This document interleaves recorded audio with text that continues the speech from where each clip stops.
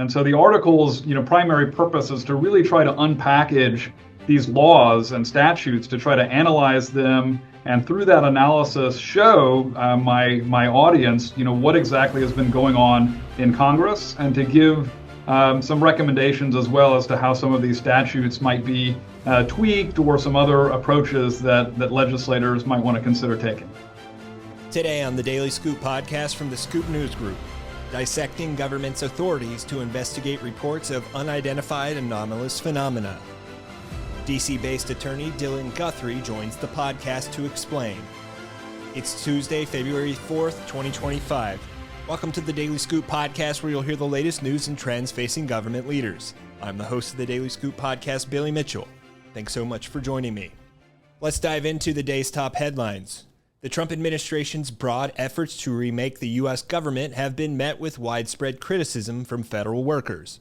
On Tuesday, dozens of federal workers and their supporters gathered outside the Office of Personnel Management in Washington, D.C. to push back on Elon Musk's apparent leadership of the Trump administration's efforts to reshape the workforce through his Department of Government Efficiency.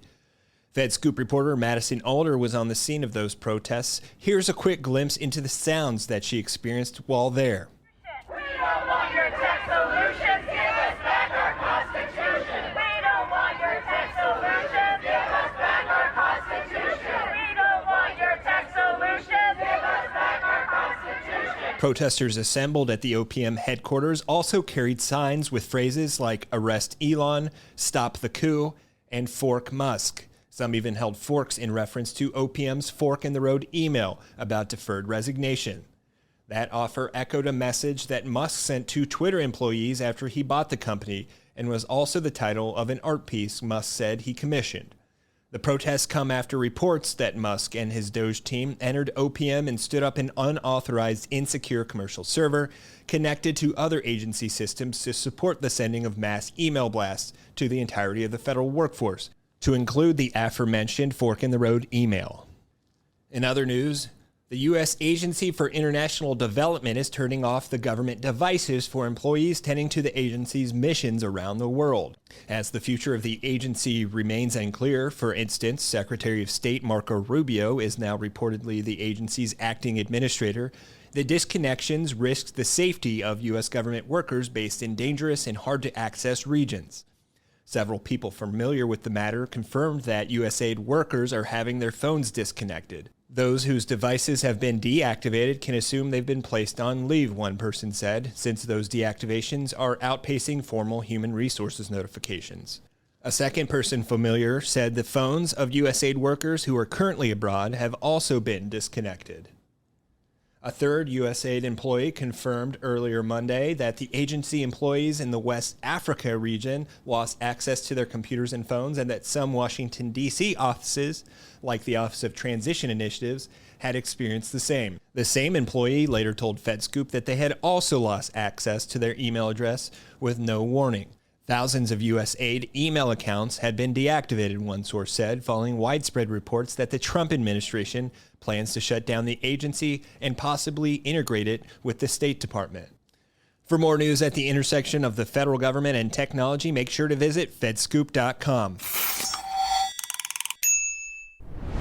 Last month, the Harvard National Security Journal published what's thought to be the first legal scholarship on the subject matter of unidentified anomalous phenomena, the modern term for UFOs. Dillon Guthrie, a D.C.-based attorney who has served as a counsel at the Federal Reserve Bank of New York, an advisor on the Senate Committee on Foreign Relations, and a legislative aide to Senator John Kerry, is the author of that article. And in it, he attempts to analyze legislation and other government efforts to keep pace with UAP research and to continue to bring awareness to the topic. Pentagon correspondent Brandi Vincent, who regularly covers the Defense Department's growing investigations into UAP reports for DefenseScoop, recently sat down with Guthrie to discuss his new article and his thoughts on the federal government's work from Congress to the DoD around UAP. Let's go now to that interview with Dillon Guthrie. Hi, I'm Brandi Vincent from DefenseScoop. Thanks for tuning in. It's no secret from my reporting that I'm pretty passionate about covering the Pentagon's contemporary journey to make sense of unidentified anomalous phenomena, or the modern term for UFOs, which also accounts for transmedium objects observed by pilots and others in the modern era. Today, I'm joined by Dillon Guthrie, who shares my interest in tackling this sort of historically more fringe topic from an intellectual perspective. Dillon recently published a new analysis that's called Flying Saucers and the Ivory Dome: Congressional Oversight Concerning UAP. This is the earliest, if not the first, legal scholarship in the area of UAP and DoD's AARO office. So I'm really excited to dive right in and talk about what's new here and sort of what he's comprehensively covered. To kick us off, Dillon, thanks again for joining us. Why don't you briefly tell us a little bit about who you are and this 72-page document that you produced? Hi, Brandi. Thanks for having me on, and I appreciate your covering this topic so well and for so long. I'm a technology, corporate, and national security attorney at DLA Piper's office in Washington, D.C. DLA is a large corporate law firm. I'm a former counsel at the Federal Reserve Bank of New York, an advisor on the Senate Committee on Foreign Relations, and a legislative aide covering foreign policy and national security issues for then Senator John Kerry. I'm also on the advisory board of the UAP Disclosure Fund, which is a nonprofit foundation dedicated to transparency into the UAP matter. Yes, and I think we actually met on the Hill at one of the events that they hosted, right? That was really pushing for transparency on this topic. That's right, and that organization is the first, to my knowledge, the first civil society UAP organization to have an event like that on Capitol Hill. So it was a tremendous success, and we got a lot of great feedback and participation from senators and representatives in the Congress. That's awesome. Well, let's talk a little bit more about your new research. How long were you working on this? And sort of putting it broadly, what are the major topics that you explore? What's kind of the TLDR? Yeah. So the article that Brandi's referencing is an article that I just published in Harvard Law School's National Security Journal, which is one of the leading law journals on national security matters in the country. And so it was really great that the editors, law students at Harvard Law School, gave a lot of attention and seriousness to this matter, and they did a great job in editing the work as well. So a big shout out to them for their help throughout this process. The article is long, as Brandi said, it's 72 pages. The top takeaway, in my view, is just to show through the legal analysis in that article how seriously senior lawmakers, including the Senate Minority Leader and key members of the Senate Intelligence and Defense Committees, as well as the House Oversight Committees and other legislative panels, are taking this issue. As Brandi was saying earlier, because the topic of UAP has been so often sensationalized over the decades in the United States, it's often overlooked what real legislative policy and legal work, expressed in this case in binding laws passed by Congress and signed by the president, have been going on for now 4 years, and it doesn't look like that's going to stop at any point. And so the article's primary purpose is to really try to unpackage these laws and statutes to try to analyze them, and through that analysis show my audience what exactly has been going on in Congress, and to give some recommendations as well as to how some of these statutes might be tweaked, or some other approaches that legislators might want to consider taking. Great. I personally got really sort of inspired to report on UAP almost 10 years ago in a lot of ways because I was really passionate about government transparency. Your piece shows that there's been sort of some recent progress on UAP transparency in the U.S. government, and specifically the DoD, but there's still daunting challenges that continue to intensify. Can you expand a little bit on what you found there? Absolutely. I think from the outset, it's really important for people who are observing this topic, as well as participants in this UAP disclosure movement, to distinguish between Congress's attempts to get more information from the national security establishment, on the one hand, and then on the other hand, efforts to disclose some of that information to the American public. And so when people talk about disclosure, we're often talking about the latter point, disclosure to the American people.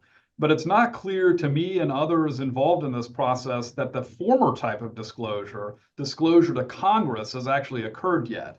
And so a lot of the efforts and the more quiet efforts that are going on in Congress are efforts spearheaded by the Intelligence and Defense Oversight Committees in order to ensure that the national security establishment or elements within it, so within agencies like the Defense Department and the intelligence community, are actually reporting on their activities and potentially contractor activities to the appropriate authorities in Congress. So a lot of the legislation that Congress has been authoring and passing has been to create mechanisms for the national security establishment to show what they're doing to the appropriate congressional authorities. So one of the primary initiatives was the creation of the All-Domain Anomaly Resolution Office, or AARO, which Congress mandated be created within the Defense Department, and that office act as the government clearinghouse for all UAP data within the government and act as a secure mechanism to provide that information once analyzed by AARO to key members and panels within Congress.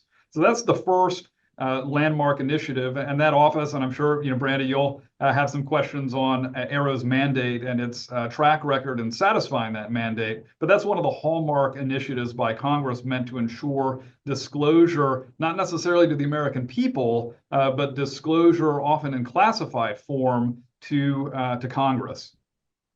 And just to be clear, I mean, even considering your background, I would imagine so, but you spoke to people on the Hill, lawmakers, aides, or otherwise in your research? That's right, yes.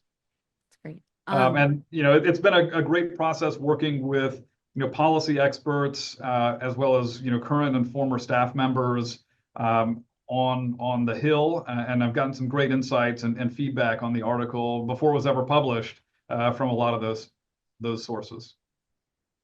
Do you find that it's a position that has support on both sides of the political aisle? Disclosure has been, up to this point, a distinctly bipartisan issue. It is one of the few issues that has united both sides of the aisle, and it seems as well to be uniting both Congress and the current administration as well. And so it's a great hope of the UAP Disclosure Fund and others in this space that perhaps disclosure about UAP, of all things, can actually help bring Americans from different political backgrounds together and unite us toward a common enterprise. It's actually quite exciting, and it's a very refreshing and invigorating thing to hear, for certain. Sure. And sort of speaking to you and others in your space and really like reading your research, it seems that there are possibly many more current or former national security or military officials who know the answers to some of the high stakes questions that are still being pursued by AARO here. What's your take on why there haven't been even more UAP whistleblowers who have come forward to Congress in recent years?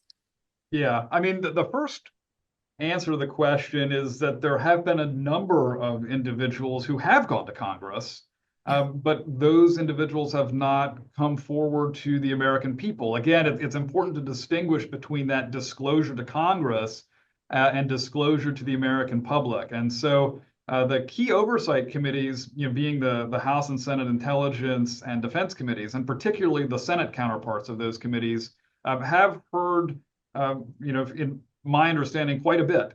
And those committees typically are not the most public-facing bodies on Capitol Hill. They're very discreet. They want to handle these allegations carefully and want to make sure that persons going forward to Congress aren't accidentally outed as well. And that's certainly a topic we can get into, because the other reason why more whistleblowers haven't come forward even to Congress is that some number of them fear rightly or wrongly, prosecution, lawsuit, or an adverse employment action, such as like clearance stripping, for instance, by persons who might not be in favor of those individuals going to Congress.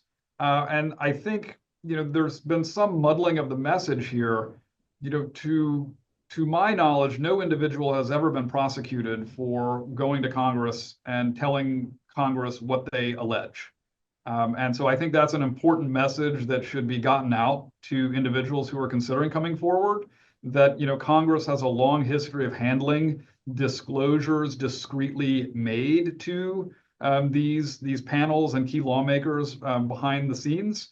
That is not to say that whistleblowing to Congress comes without its risks. This is a hotly contested area. It's not necessarily a political one, but it is a hotly contested area under separation of powers between Congress and the executive branch under our constitutional scheme. And so, individuals who are coming forward to Congress often worry, for instance, about clearance stripping or an adverse employment action. Those things, have happened.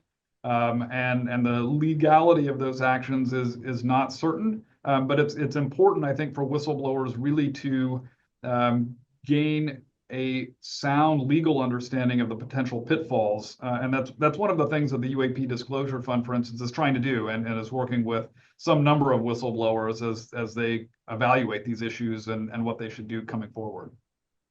Do you get a sense that in particularly more recent years, as there's been sort of a growing push for transparency by more contemporary lawmakers, that for the whistleblowers who have shown up on the Hill, have you heard anything about pushback to them or otherwise? I'm trying to say, is there maybe a sense that it's getting better and the experiences of whistleblowers who've spoken on the Hill recently in recent congressional sessions, their experiences could also maybe show that there's less of a threat there? I think that's right. I mean, one of the challenges for the modern disclosure movement is that so many insiders who are considering either coming forward to Congress or just going to the American public directly come from the very same compartmentalized programs that have stovepiped information. And so a lot of these whistleblowers, having extensive backgrounds in national security and in working in these compartmentalized programs, and being very patriotic citizens, by the way, like that cannot be underscored enough. Persons like Dave Grush, for instance, like these are patriots who are doing what they think is the right thing to do by coming forward in a responsible manner. But many individuals coming from that background are very careful with the information in which they're dealing. These individuals also have very high clearances. And one, I think, challenge for the disclosure movement is understanding that it's hard to bring disclosure in a responsible way concerning stovepiped programs if the persons bringing forward that same information are equally, if not more so, stovepiped in their approach. And so that is one challenge I think that we have in going forward, is to try to be a little more strategic and to try to professionalize that informational conduit to Congress so that the right information can get forward and come to Congress in the right way. Totally. I think funding is something that has been and will continue to be a focus in Congress, but there's a lot of questions about that when it comes to AARO. So what did you uncover so far sort of about DoD's budgeting woes when it comes to UAP? Yes, well, Brandi, a special shout out to you for your reporting on this. This is something that you've covered as well, and actually were the person to break the story that AARO, for some time, even after it was set up, hadn't secured enough funding and wasn't even operational yet. And so it seems that obviously the DoD budgetary process is something of a sausage-making exercise and highly convoluted itself. But it doesn't appear that initially, at first anyways, the budget request for AARO reflected the actual needs of the office. And so lawmakers, Senator Gillibrand from New York was one of the leaders in making sure that AARO, although belatedly, was fully funded and received the resources that it needed to stand itself up. that office has also had a number of personnel changes and turnover as well. Its first director was a somewhat controversial figure and was not in the office for very long. It seems like there is new leadership at AARO, and a number of people are cautiously optimistic that now that the office actually has secured funding and that there seems to have been a leadership turnover there, that the office might actually be able to take a more forward-looking approach and actually execute the mission that Congress tasked it with. But it's got an uphill battle. There are so many sightings that AARO has not resolved. It's not clear to me and other observers what evidentiary standards AARO is applying in determining whether there is or isn't sufficient data to resolve some of these sightings. And by sightings, I don't only mean observations by human beings with their eyeballs, but also observations by multiple sensor systems, sometimes integrating that data from these systems, which are run or administered by different intelligence and defense agencies themselves, can be difficult. And so AARO has to really get a handle on that and make sure that information is flowing freely to it as well, so that it can do its job. Absolutely. Something else I thought was really interesting reading through your work was this whole notion about UAP and threatening national security. A lot of the sources that I talked to, it's sort of a given for them that UAP pose a threat or a challenge. But you explored that, the whys and the whys not, or why not. So tell me a little bit about your findings there. Absolutely. So again, it's important not to sensationalize this topic, and so excellent reporting like yours is vital. Just as I distinguished before in the context of disclosure to Congress versus disclosure to the public, I'd like to distinguish between a threat that might be what you would call a direct threat versus an indirect threat. So a direct threat would be if someone, for instance, points a gun at you with an intention to shoot you, right? There's a capability there, the gun being able to cause great damage. And then there's the intent, and that's often an intelligence gathering exercise as well to determine what the intent is of an adversary or other party. When it comes to indirect threat, that can comprise a variety of different capabilities and intentions. And so with UAP, there can be the assessment or the question of whether UAP or certain UAP pose a direct threat to our national security, or whether they might be an indirect threat. And by that, in this instance, if you were, say, an Air Force officer in, just to posit a hypothetical, if you were an Air Force officer in 1947 as the Cold War is beginning, and you observe the then and even now beyond next generation performance capabilities of some of these objects, those capabilities would, if mastered by a foreign adversary, pose a challenge to U.S. national security. And so there has been, as reported to be this race over decades to try to master this technology. And so that in and of itself could pose an indirect threat.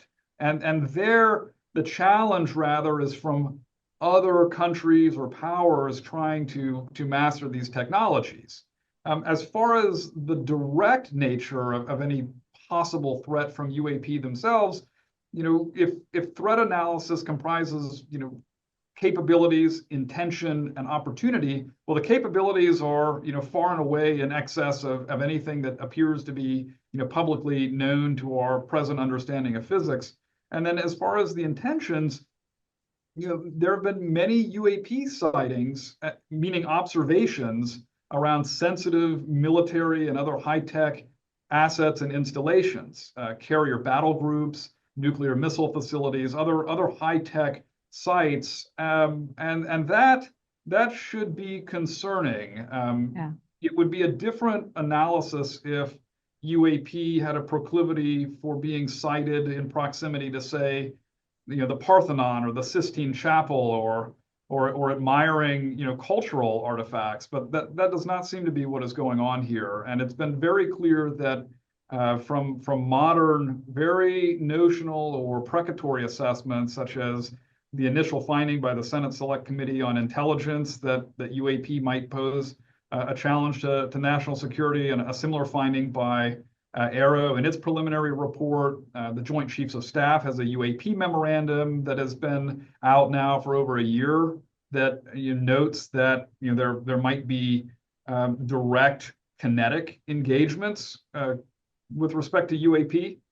So that needs to be analyzed very carefully. And I think one way to escalate the importance of that question, and something I call for in my paper, is for there to be a whole of government analysis of this issue. And the best way forward for that would be the commissioning of a national intelligence assessment to analyze this very question. That's great. And I do want to get in a little bit to your recommendations that you offer. But before that, there's something I'm very keen to chat about with you. I think most of the people in the sort of UAP news following community are surely speculating, chatting, thinking about this. In your view, from what you're learning, what can we expect sort of for this realm, UAP and AARO, during the Trump administration? I think we can agree it's been pretty widely regarded as being positively inclined towards some UAP disclosure. So what are your predictions there? Well, the UAP disclosure movement on the whole seems to be quite hopeful that the new administration will show greater candor to the American people on this very important issue. The early signs are encouraging. President Trump, as well as senior members of his cabinet and advisors, both named and already confirmed, have signaled in their prior positions that they are very much in favor of disclosure. That said, this is a complicated topic. We're very much in the early days of the administration, and so the situation is fluid. I think it's important for the administration to have its national security team fully assembled before a decision like that is made. I will say that one of the principal policies that has been called for is a whole of government approach to try to not only bring disclosure to the American people with respect to UAP, but also to really fashion policy regarding that, and to try to coordinate the many government agencies that have a hand in some way, or even thought to have a hand in some way with respect to the UAP matter. There are so many agencies that are involved. There are multiple domains, air, sea, space involved. And so, the idea of there being some sort of, government coordinator or czar, for lack of a better word, to coordinate the government's approach not only to UAP, but other emerging technologies, very advanced drones, for instance, that may in some ways mimic the capabilities or some of the capabilities of UAP. Those sorts of improvements in our own technological capabilities, as well as potentially those of foreign adversaries, really should be a source of consideration for that kind of a policy, to really bring a whole of government approach to this and formulate sensible policy, both for truly anomalous phenomena, but also just advanced technology that might be mimicking these technologies in some way. Yeah, I could expand that whole of government idea a lot further. Is your notion that it would sort of all kind of funnel up to the White House? That's one potential solution. The number of agencies is daunting, as well as the legacy efforts within various agencies, the importance of the topic, as well as potential, White House involvement or desire to be more involved in this topic than, prior administrations may have wanted to be. Often we talk about stovepiping or compartmentalization of information as falling along a vertical, so that different agencies or stakeholders don't see what another one is up to. But there can often be as well an effort, in order to protect information, to keep it at a lower level, so that politically exposed persons, for lack of a better word, aren't apprised of facts that could be used in some way against them, or just their knowing might in some ways endanger national security. Obviously, that kind of approach doesn't achieve a lot of transparency to the American people. And so by having a White House organization or effort within the White House try to force that information up, you're not only getting breakdowns of stovepiped information in order to have that whole of government approach, but you're also would be introducing real political accountability to America's elected leaders. And I think both of those things are important, and two reasons why an approach or policy or position rather that is centered at the White House is one that should be seriously considered. What are some of the other recommendations that you made in your piece based on your finding? I know there were some that are kind of legislative and investigative. That's right. I think at a general level, one of the primary trade-offs within Congress is this notion of passing legislation to mandate transparency or reforms with respect to UAP versus investigating UAP. So Congress doesn't only pass laws, and while the distinction between legislating and investigating might sometimes blur, I think it's important that Congress have disclosure to it before it passes sweeping laws or reforms, the underlying facts of which might just not be yet understood. That investigative approach also, I believe, requires less political capital. You need fewer members of Congress to mount a successful investigation, which, mind you, needn't be adversarial toward the administration or the executive branch. In some ways, in very important ways, Congress and the executive branch should want to work together on this one, particularly if that sort of pushing down of information has happened, so that information might not be flowing freely to senior administration officials as well. Both branches, or both political branches of government rather, should be coordinated or aligned in their desire to get to the bottom of that. And that should, I think, incline an approach toward an investigation first. And that also seems to be the model with other reforms that Congress has implemented over the years. There's first a commission or a special committee or some other kind of investigatory panel, and only after that panel has gotten to the bottom of things, issued a report, is that report considered and its recommendations acted on and embodied in the case of binding law. Got it. I know we're coming close on time. One thing I wanted to make sure to ask you before we close out, just because I'm curious, can you reflect a little bit about how or why you yourself personally got involved in exploring UAP? What motivated you to sort of pursue this work and end up writing a 72-page piece of legal literature on it?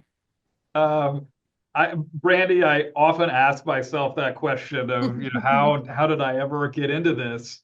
And the simple answer is I blame my best friend from law school, who during the pandemic suggested that I watch The Phenomenon, which is a well-known and very well-produced documentary on this topic. I'd never, paid attention to UAP or been interested in the subject until that moment. But as soon as I watched that movie and heard from the likes of Christopher Mellon and others about how real this is and how seriously policymakers have been taking this, I just sort of sat up and said to myself, oh, I've got to get to the bottom of this. And that just snowballed over the years into really trying to wrap my hands around the policy and the legislation that's been under consideration for some number of years. And frankly, as an attorney, it's extremely exciting to be so early to a developing area such as this. And so I count myself very fortunate to have had that curiosity to take my best friend's recommendation to watch that movie 5 years ago at this point, 5, 6 years ago. That's awesome. Yeah, I feel like pretty often covering this and just like emerging technology in general, it feels like I'm witnessing and kind of archiving history as it happens. So I totally see it there. The emerging policies are also very fascinating. Is there anything you wanted to make sure to leave audiences with about your work or talk about that we didn't yet? I think the most important thing that people observing these developments can do is stay informed first, and second, contact your lawmakers. So often we have this narrative in our country that our government is broken, and that dissuades people from acting to fix our government. And I think participatory democracy is an incredibly important tool. As a former Hill staffer myself, I started out as an intern in the mailroom, and I got a lot of letters. And I can tell you, members of Congress act on those letters. And when you write to your member, you write to your senator, that can't be ignored, and it actually will produce results. It's a pillar of engagement, to use the turn of phrase by Chris Mellon, the former Deputy Assistant Secretary of Defense, who's been so vital in this movement, as well as Lou Elizondo as well. Lou's been great in encouraging people to really, vote with their feet, vote with their fountain pens, and connecting with their lawmakers to try to see real change. That's great.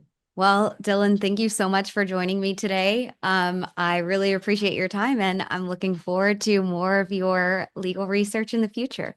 Thanks for having me, Brandi. It was a pleasure. For more on the Pentagon's work around UAP, make sure to visit DefenseScoop.com. The Daily Scoop podcast is available on all podcast platforms. If you've already rated the podcast on your platform of choice, thanks so much. High ratings and good reviews of the show help more people find it. The Daily Scoop podcast is a production of the Scoop News Group in Washington, D.C. Adam Butler and Carlin Fisher help put the show together, and the entire Scoop News Group team contributes. We'll be back next week with brand new episodes. Until then, I'm your host, Billy Mitchell. Thanks so much for listening.